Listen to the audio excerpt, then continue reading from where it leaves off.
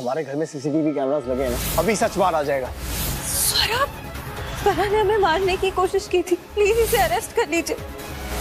उस CCTV footage में कहीं भी आपने हमारा चेहरा देखा? अभिमन्यु और ध्वनि की भाई शादी तो हो गई है, लेकिन यहाँ पर एक बड़ा नाटक हो जा रहा है। यहाँ पर जो अभिमन्यु की माँ है ना, वो एक्सेप्ट ही नहीं कर रही है कि ये मेरे घर की बहू है, क्योंकि उसको भाई नौकरानी की बेटी समझ रही है और यहाँ पर उसको बहुत कुछ सुना भी देती है।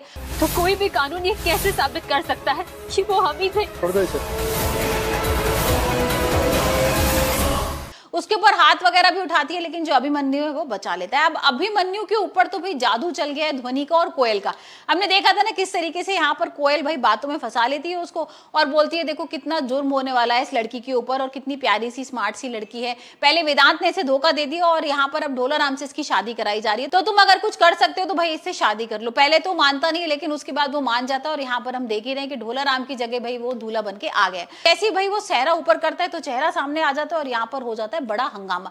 सबसे पहले वेदांत तो उसका गला वगैरह पकड़ के उस पर गुस्सा करने लगता है और बोलता है कि तुमने मेरे को धोखा दिया, तुम्हारी हिम्मत कैसी होगी ये सब करने की, और तुम्हें पता है ना कि मैं भाई कितना प्यार करता था ध्वनि से और तुमने उसी के संग शादी कर ली।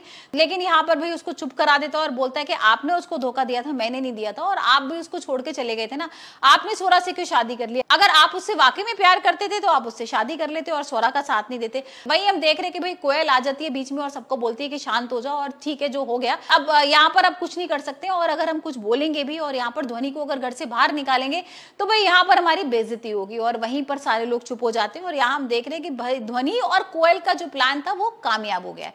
अब स्वरा क्या करेगी, क्योंकि स्वरा को वो धमकी भी दे चुकी है, चैलेंज भी कर चुकी है कि देख लो अब तो मैं तुम्हारी देवरानी बनकर आ गई हूँ, अब तुम मुझे घर से कैसे बाहर निकालोगी। और यहाँ पर स्वरा बोल ही देती है कि देखो मैं तुम्हें धीरे धीरे करके घर से कैसे बाहर निकालती हूँ और यहाँ पर सबको कैसे खिलाफ करती हूँ तुम्हारे लिए। वहीं हम देख रहे हैं कि भाई अब स्वरा ने एक चमत्कार कर दिया है कि जो दादी इतने सालों से बोल नहीं पा रही थी, जो बिल्कुल उठ भी नहीं सकती थी, अब वो धीरे धीरे करके बोलना शुरू कर दिया है उन्होंने और उनकी जो तबीयत है उसमें सुधार आ गया। और ये सारा क्रेडिट जाता है स्वरा को।